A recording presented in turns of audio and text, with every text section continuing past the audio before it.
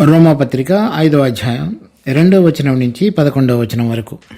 మరియు ఆయన ద్వారా మనము విశ్వాసము వలన ఈ కృపయందు ప్రవేశము గల వారమై అందులో నిలిచియుండి దేవుని మహిమను గూర్చిన నిరీక్షణను బట్టి అతిశయపడుచున్నాము. అంతేకాదు శ్రమ ఓర్పును, ఓర్పు పరీక్షను, పరీక్ష నిరీక్షణను కలుగు చేయనని ఎరిగి శ్రమల యందును అతిశయపడదుము.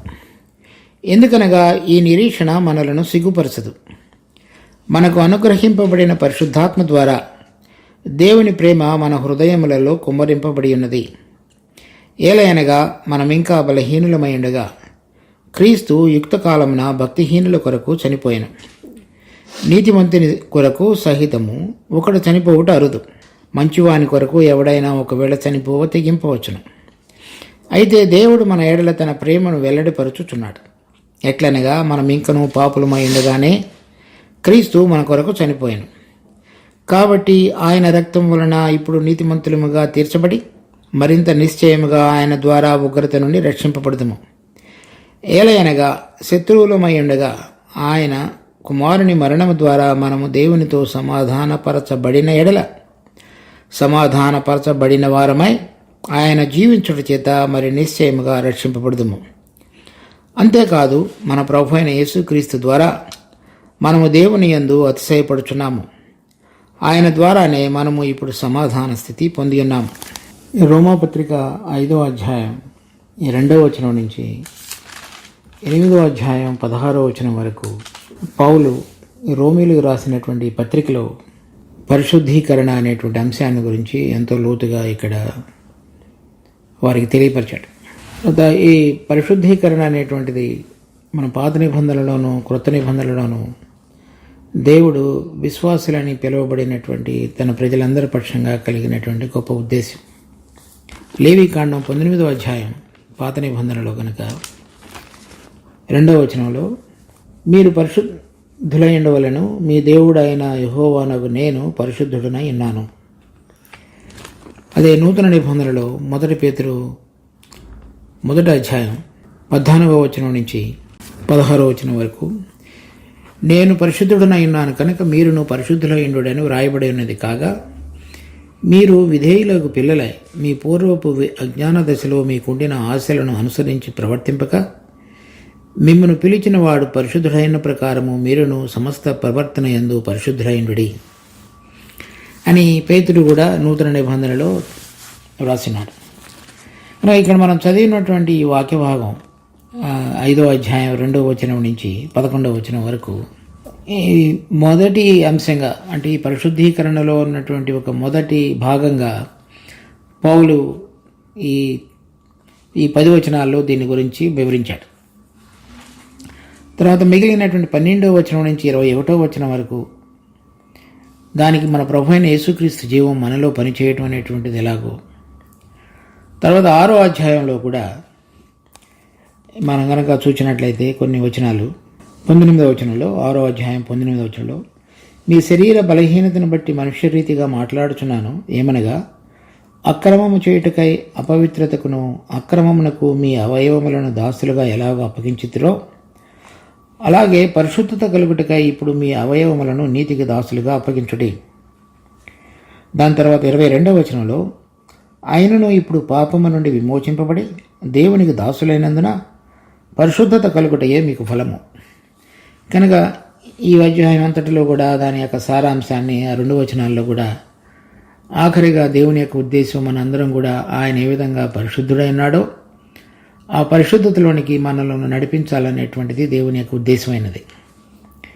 తర్వాత 7వ అధ్యాయంలో మనుషులలో మరి ఆదాము చేసినటువంటి పాపాన్ని పోలి మనందరం కూడా ఒక పాప నియమం, మన శరీరం ద్వారా పనిచేస్తున్నటువంటి నియమం ఎటువంటి విధంగా మనలను విశ్వాసులం అయిన తర్వాత కూడా నడిపించి బలంగా పనిచేసేదిగా ఉన్నదో దాని గురించి వివరించి ఆ పాప నియమం నుంచి దేవుని యొక్క పరిశుద్ధాత్మ ద్వారా మనం ఏ విధంగా విడుదల పొందగలిగి దేవుడు కోరినటువంటి నిజమైన పరిశుద్ధతలోనికి రాగలమో దాని యొక్క అనుభవాన్ని గురించి 8వ అధ్యాయం 16వ వచనం వరకు చెప్పబడింది.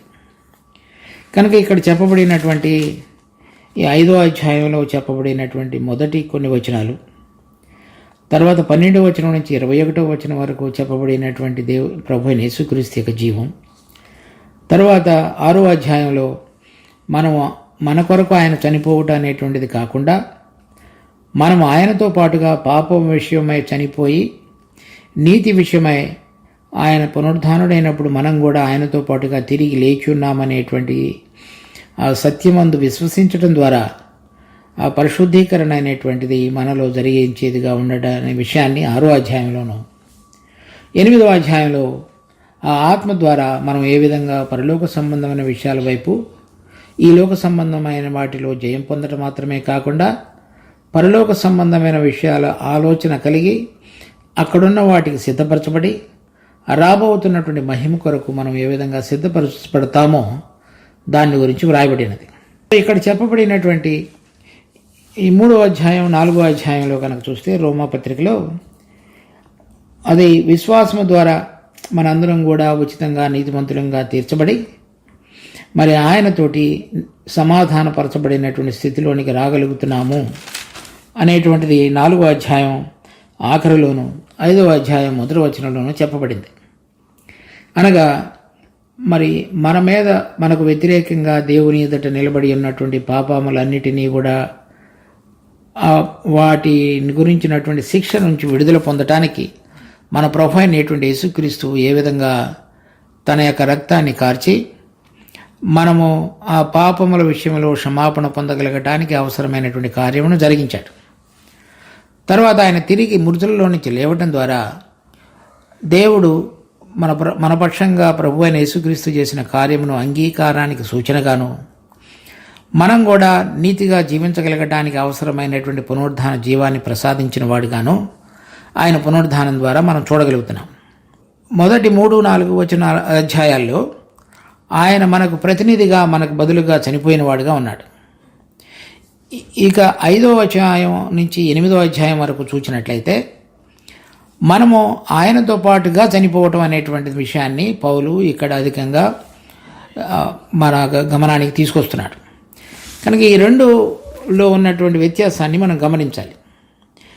ఆయన మన కొరకు చనిపోయి తిరిగి లేవట అనేటువంటిది ఈ 4వ అధ్యాయం 25వ వచనంలో చూస్తే ఆయన మన అపరాధముల నిమిత్తము అప్పగింపబడి మనము నీతిమంతులుగా తీర్చబడటకై లేపబడినాం. అంటే మనకు బదులుగా మనకు ప్రతినిధిగా ఏదైతే దేవుని యొక్క న్యాయవిధి కొరకు సంపూర్ణం చేయబడటానికి అవసరమైనటువంటి పాప పరిహార్థంగా దానిని మనకు బదులుగా ఆయన నెరవేర్చాడు. అది మనం చేయలేనటువంటి స్థితిలో. ఇప్పుడు చదివినటువంటి 5వ అధ్యాయం నుంచి 8వ అధ్యాయం 16వ వచనం వరకు చెప్పబడిన దాంట్లో ఆయన చనిపోయినప్పుడు ఆయన నాకు బదులుగా మాత్రమే కాదు ఆయనతో పాటు నేను కూడా చనిపోయినాను అనేటువంటి అంశాన్ని ఇక్కడ మన గమనానికి పౌలు తీసుకొస్తున్నాడు. కనుక ఈ రెండు విషయాల్లో ఉన్నటువంటి వ్యత్యాసాన్ని గమనించాలి.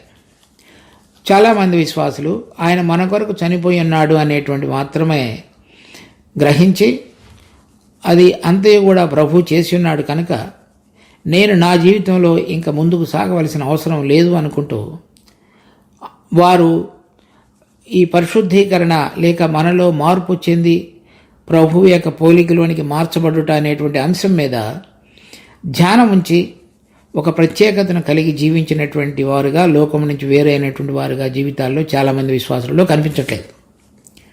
అది ఎందుకంటే అది ఒక అంశాన్ని మాత్రమే అనేక మంది గ్రహించారు. కానీ రెండవ అంశం అనగా ఆయన సిలువ వేయబడినప్పుడు నేను కూడా నా పాప స్వభావం విషయమై శరీరం విషయమై లోకం విషయమై నేను కూడా ఆయనతో పాటు చనిపోయినాను అనేటువంటి అంశాన్ని ఎంతగా గ్రహించి వారి వారి జీవితాల్లో అన్వయించుకోవాలో ఆ విధంగా అన్వయించుకునేటువంటి దాన్ని బట్టి దేవుని యొక్క పరిశుద్ధతలో పాలు లేనటువంటి జీవితంలో విశ్వాసులు జీవించేవారుగా ఉన్నారు. ఈ నీతిమంతులుగా తీర్చబడుట, రక్షించబడుట, పాపములు క్షమించబడుట, నిత్య జీవం అనే వరాన్ని పొందుట అనేటువంటిది దేవుడు ఉచితంగా మనందరి పక్షంగా జరిగించినటువంటి తన యొక్క కృపా కార్యం. కానీ ఈ పరిశుద్ధీకరణ అనేటువంటిది మనలో జరిగించబడేటువంటిది దేవుడు తన కృప ద్వారా మనము ఆయన చేయుచున్నటువంటి మనలో లోతైన ఈ పరిశుద్ధీకరణ కార్యానికి సహకరించినప్పుడు ఆయన ఆత్మ ద్వారా మనలో జరిగించేటువంటి కార్యమైనది. దానిని మనం జాగ్రత్తగా గమనించాలి. ఉచితంగా నీతిమంతులుగా తీర్చబడి పాపములు క్షమించబడి నిత్య జీవం అనే వరాన్ని పొందడం అనేటువంటి విషయంలో విశ్వాసి చేసినటువంటిది ఏమీ లేదు. ఆయన చేసిన కార్యమును మనం అంగీకరించి విశ్వాసం ఉంచటం తప్ప. ఈ పరిశుద్ధీకరణ అనేటువంటి కార్యంలో నేను కూడా ఆయనతో పాటుగా సిలువ వేయబడి ఉన్నాను, తిరిగి లేచి ఉన్నాను, ఇప్పుడు జీవించుతున్నది నేను కాదు కానీ నన్ను ప్రేమించి నా కొరకై చనిపోయి తిరిగి లేచిన నా ప్రభు అయిన యేసుక్రీస్తునందలి విశ్వాసం మూలమును జీవించుతున్నాను అనేటువంటిది చెప్పగలిగిన అనుభవాన్ని ప్రతి విశ్వాసి తను ప్రభు చేసిన కార్యమును గుర్తిరిగి దానిని విశ్వాసం ద్వారా అన్వయించుకుంటూ ఆత్మ మనలో జరిగించాలని కోరుతున్న కార్యమునకు లోబడగలిగినటువంటిది విశ్వాసి చేయవలసినటువంటి బాధ్యతగా ఈ అధ్యాయాల్లో మనం చూడగలుగుతాం. ఆ అంశాన్ని అంటే నేను ఆయనతో పాటుగా సహకరించి నాలో పరిశుద్ధీకరణ కార్యమును జరిగించడానికి దేవుడు పనిచేస్తున్నాడు అనేటువంటి దాన్ని మనం చక్కగా గ్రహించి ప్రతిరోజు ఆయన కృపలో ఆత్మ ద్వారా మనలో నడిపించుతున్న దానికి మనం లోబడగలిగినటువంటి స్థితిలోనికి వచ్చినప్పుడు మాత్రమే మనలో ఈ పాప స్వభావం మీద జయం పొంది ప్రభువు యొక్క పోలికలోనికి మార్చబడగలిగేటువంటి రెండంతల కార్యమును జరగగలుగుతాం. అనగా ఇక్కడున్న వాటి విషయమై విడుదల, రాబోతున్నటువంటి మహిమలోనికి పోలికలోనికి మార్చబడటం అనేటువంటిది. ఈ రెండూ లేకుండా మన ప్రభువు వచ్చినప్పుడు లేవనెత్తబడటం అనేటువంటిది సాధ్యమయ్యేటువంటి పని కాదు.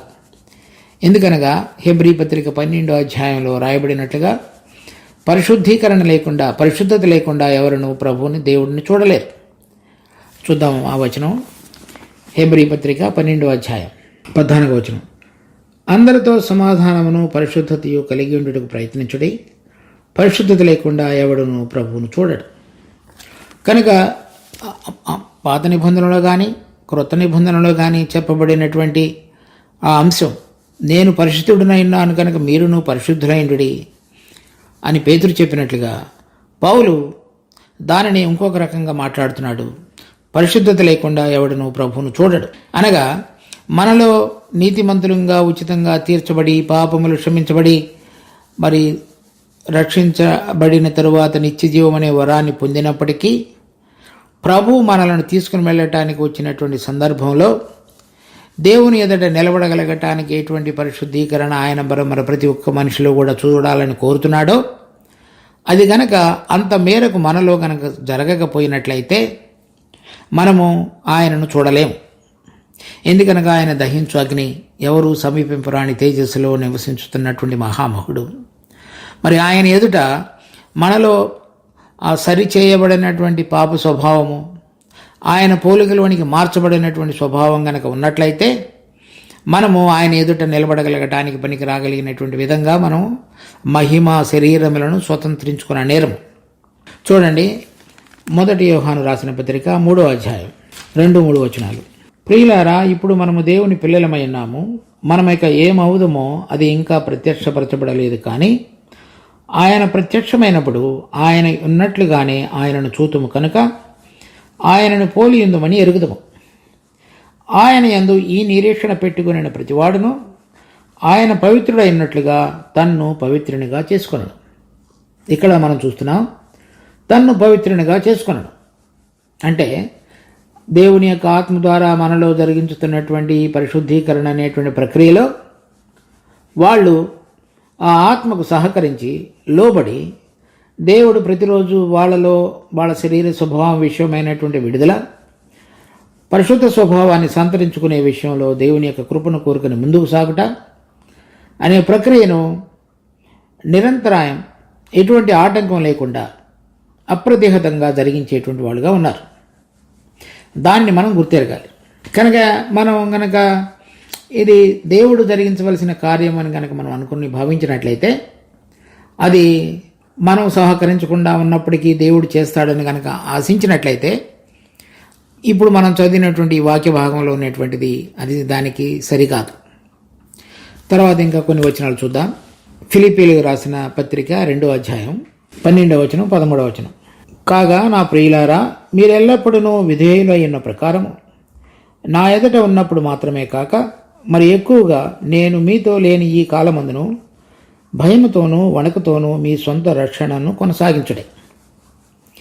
ఇది పౌలు ఫిలిప్పీలో ఉన్నటువంటి విశ్వాసులకు రాసినటువంటి సందర్భంగా మరి దేవుడు మీలో ప్రారంభించినటువంటి ఈ రక్షణ కార్యాన్ని భయంతోనూ వణుకుతోనూ సాగించండి అని చెప్తున్నాడు. అనగా విశ్వాసులు వాళ్ళ జీవితాల్లో వారికి కలిగినటువంటి బాధ్యతను ఆ రక్షణ భయంతోనూ, అది మరలా మనం ఆ రక్షణలో దేవుడు ఉద్దేశించినటువంటి ఆ ఉద్దేశాన్ని వమ్ము చేయకుండా జీవించే విషయంలో ఎటువంటి వణుకుతో దాన్ని కొనసాగించాలో దాని విషయమే హెచ్చరిస్తున్నాడు. దాని తర్వాత 13వ వచనంలో, ఎందుకనగా మీరు ఇచ్ఛించుటకును కార్యసిద్ధి కలుగు చేసుకున్నట్టుకును తన దయా సంకల్పము నెరవేరుటికై మీలో కార్యసిద్ధి కలుగు చేయవాడు దేవుడే. కనుక నేను పరిశుద్ధంగా జీవించాలనేటువంటి ఆశను మనలో ఉద్భవింపచేసి అది మనలో సరైన విధంగా ఒక స్థాయికి దేవుడు ఆశించిన స్థితికి చేరగలగటానికి దానిని కొనసాగించేటువంటి వాడు దేవుడే. 12వ వచనంలో మనం ఏ విధంగా ఆ పరిశుద్ధంగా జీవించాలి, దేవుని ఎదుట భయం కలిగి దేవుడు కోరినటువంటి ప్రత్యేకమైన స్థితిలోనికి నేను రావాలనేటువంటి అంశాన్ని గుర్తెరిగి దేవుని వైపు చూచినప్పుడల్లా ఆయన మనలో ఆ కార్యమును సంపూర్ణం చేసేటువంటి వాడిగా ఉన్నాడు. 12వ వచనంలో విశ్వాసులమైనటువంటి మన బాధ్యత, ఆ బాధ్యతను మనం గుర్తెరిగినప్పుడు 13వ వచనంలో దేవుడు చేసేటువంటి కార్యం, 2 అంశాలను మనం చూస్తున్నాం. తర్వాత యూదా పత్రిక 20వ వచనం, మీరు విశ్వసించు అతి పరిశుద్ధమైన దాని మీద మిమ్మల్ని మీరు కట్టుకొనుచు పరిశుద్ధాత్మలో ప్రార్థన చేయొచ్చు నిత్య జీవార్థమైన మన ప్రభువుకు యేసుక్రీస్తు కనికరం కొరకు కనిపెట్టుచు దేవుని ప్రేమలో నిలుచున్నట్లు కాచుకొని ఎండుడి. 20-21 వచనంలో ఇక్కడ చెప్పబడిన వాటన్నిటిలో కూడా, ప్రియులారా మీరు విశ్వసించు అతి పరిశుద్ధమైన దాని మీద మిమ్మల్ని మీరు కట్టుకొనుచు, తర్వాత పరిశుద్ధాత్మలో ప్రార్థన చేయొచ్చు, తర్వాత యేసుక్రీస్తు కనికరం కొరకు కనిపెట్టుచు దేవుని ప్రేమలో నిలుచున్నట్లు కాచుకొని ఎండుడి. ఇవన్నీ బాధ్యతలు విశ్వాసులుగా చేయవలసిన వాటి విషయంలో యూదా హెచ్చరిస్తున్నాడు. అది మనుషులంగా విశ్వాసులంగా మనము చేయవలసినటువంటి బాధ్యత. తర్వాత 24-25 వచనాల్లో, తొట్టిల్లకుండా మిమ్మల్ని కాపాడుటకును తన మహిమ ఎదుట ఆనందముతో మిమ్మల్ని నిర్దోషులుగా నిలవబెట్టుటకు శక్తిగల మన రక్షకుడైన అద్వితీయ దేవునికి మన ప్రభు అయిన యేసుక్రీస్తు ద్వారా మహిమయు మహాత్యమును ఆధిపత్యమును అధికారమును యుగములకు పూర్వమును ఇప్పుడును సర్వయుగములకు కలుగునుగాక. ఇది దేవుడు మన పక్షంగా చేసేటువంటిది. మనను తొట్టిల్లకుండా చేసి కాపాడుటకు శక్తిమంతుడైన దేవుడిగా చూస్తున్నాం. కనుక ఈ పరిశుద్ధీకరణలో 20వ వచనం 21వ వచనంలో మన బాధ్యతను గుర్తు చేస్తూ, అదే పరిశుద్ధీకరణలో దేవుడు మనపక్షంగా జరిగించేటువంటి విషయాన్ని 24-25 వచనాలలో యూదాకి మాట్లాడుతున్నాడు. తర్వాత యోహాను రాసిన మొదటి పత్రిక 5వ అధ్యాయం 18వ వచనం, దేవుని మూలముగా పుట్టి ఉన్నవాడెవడను పాపము చేయుడని ఎరుగుదము. దేవుని మూలముగా పుట్టినవాడు తన్ను భద్రం చేసుకొనను కనుక దుష్టుడు వాణ్ణి ముట్టడు. కనుక ఇక్కడ 18వ అధ్యాయంలో మనం చూసినప్పుడు దేవుని మూలముగా పుట్టినవాడు పాపం చేయడు. అంటే తనంతట తానుగా పాపము యొక్క క్రియను దేవుడు తన హృదయంలో తెలియపరచబడినప్పటికీ దానిలో అతడు పాపములో కొనసాగేవాడుగా ఉండడు. తర్వాత 2వ రాయబడినటువంటి మాట, దేవుని మూలముగా పుట్టినవాడు తన్ను భద్రం చేసుకొనను కనుక దుష్టుడు ముట్టడు. అదే వేరే ట్రాన్స్లేషన్ తర్జుమాలో ఏమి రాయబడిందంటే, దేవుడు వానిని భద్రము చేయను అని రాయబడింది.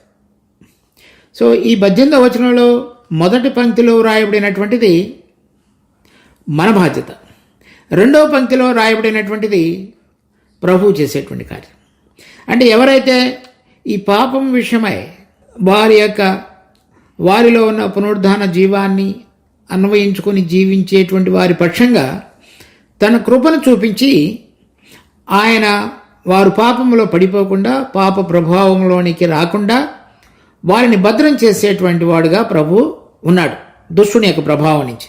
ఇక్కడ కూడా మనుషుని యొక్క బాధ్యత, దేవుడు మన పక్షంగా చూపించేటువంటి కృప ఆ పరిశుద్ధతలో జీవించడానికి ఉండటానికి అవసరమైనటువంటిది. మొదటి యోహాను 5వ అధ్యాయంలోను, యూదా పత్రికలోను, తర్వాత పౌలు రాసినటువంటి ఫిలిప్పీ పత్రికలోను, వీటన్నిటిలో కూడా మనము మనుషుని యొక్క బాధ్యత, దేవుడు ఈ పరిశుద్ధీకరణలో ఎటువంటి విధంగా మనల్ని కొనసాగించి నడిపించేవాడుగా ఉన్నాడో వీటన్నిటిని చక్కగా తేటగా మనం చూడగలుగుతున్నాం. కనుక ఈ పరిశుద్ధత అనేటువంటిది అనగా మనం ప్రత్యేకపరచబడినటువంటి జీవితం అనే పరిశుద్ధత అంటే ఇంగ్లీష్లో వ్రాయబడినటువంటి మాట సపరేటెడ్ అంటూ అని, అంటే ఒక ప్రత్యేకమైన దానికి పరిశుద్ధత వేరుగా ఉండటానికి ప్రత్యేకించబడిన వాళ్ళు అని అర్థం. అంటే దేని నుంచి వేరుగా జీవించడానికి ప్రత్యేకపరచబడిన వాళ్ళు లేక పరిశుద్ధంగా ఉండటానికి పిలువబడిన వాళ్ళు, మనిషిలో ఉన్నటువంటి పాప నియమం, ఆదాము యొక్క పాపం ద్వారా మనందరిలోనికి ప్రవేశించి మనందరిలో కూడా ఉంటూ దేవుని నుంచి మనం దూరంగా నడిపించేటువంటి దాని నుంచి ప్రత్యేకపరచబడటం. రెండవది, ఆ ప్రత్యేకపరచబడినటువంటి వారు దేవుడు ఏది కోరుతున్నాడో అది ఈ లోకంలో ఈ శరీరాలలో ఉంటూ జీవించడానికి ప్రత్యేకపరచబడటం. మొదటిది పాపం విషయమై, శరీర విషయమై, లోకం విషయమై దానిలో మిళితం కాకుండా ప్రత్యేకపరచబడి దేవుని యొక్క మహిమ కొరకు, తర్వాత దేవుడు కోరుతున్నటువంటి ఆయన ఉద్దేశాలు నెరవేర్చడానికి పనికి రావడానికి, అవి వాళ్ళ జీవితాల్లో నెరవేర్చడానికి ప్రత్యేకపరచబడటం. పాతదాని విషయమే చనిపోవుట, దేవుడు కోరుతున్న దాని కొరకే జీవించుట.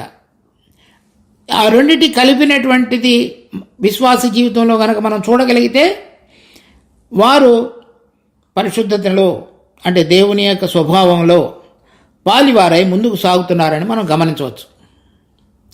అది రక్షించబడినటువంటి ప్రతి విశ్వాసి కూడా అర్థం చేసుకుని వాళ్ళందరూ కూడా ఈ ప్రక్రియలో ముందుకు సాగవలసిన వారుగా ఉన్నారు.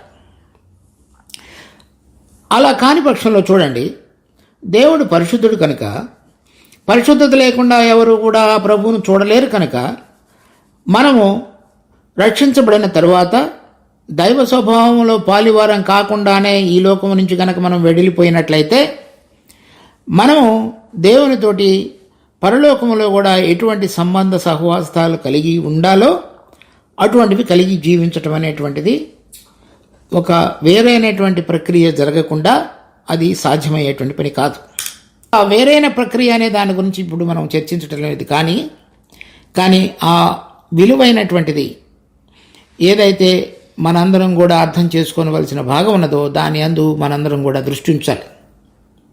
కనుక ఇప్పుడు మనం జీవించేటువంటి సమయంలో విశ్వాసులమైన మనందరం కూడా ఆయనతో పాటుగా సిలువ వేయబడి ఆయనతో పాటుగా తిరిగి లేచి ఆ అనుభవాన్ని విశ్వాసం ద్వారా పరిశుద్ధత వైపు దినదినము జీవించగలుగుతూ శరీరము, లోకము, అపవాది యొక్క ప్రభావం నుంచి తప్పించబడి ప్రభువు యొక్క ప్రభావంలోనికి రాగలిగి ఆయన కోరుతున్నటువంటి మహిమ కలిగినటువంటి రాజ్యం యొక్క పౌరులంగా, అధికారులంగా తీర్చిదిద్దబడగలగటానికి ఎటువంటి ప్రవర్తన నియమావళి మన అందరిలో అవసరమైనదో దానిలోనికి దేవుడు మన అందరినీ కూడా సిద్ధపరిచి నడిపించవాలని ఇప్పుడు మనం మొదలుపెట్టినటువంటి ఈ రోమాపత్రిక 5వ అధ్యాయం యొక్క భాగం 5వ అధ్యాయం 2వ వచనం నుంచి చదివినటువంటి 11వ వచనం వరకు దానిని గురించినటువంటి వివరణ మరలా మనం రేపు చూద్దాం.